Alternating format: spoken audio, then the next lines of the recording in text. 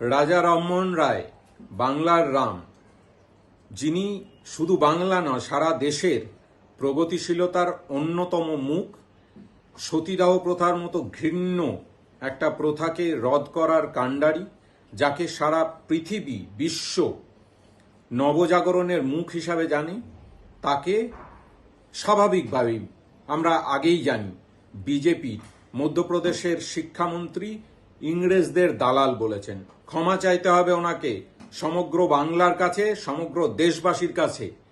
আমরা দেখেছি একের পর এক ঘটনা, একই ঘটনা।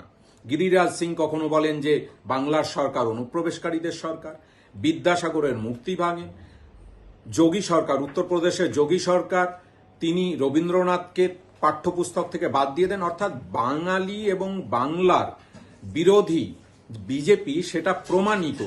এবার সমস্ত সীমা অতিক্রম করেছেন।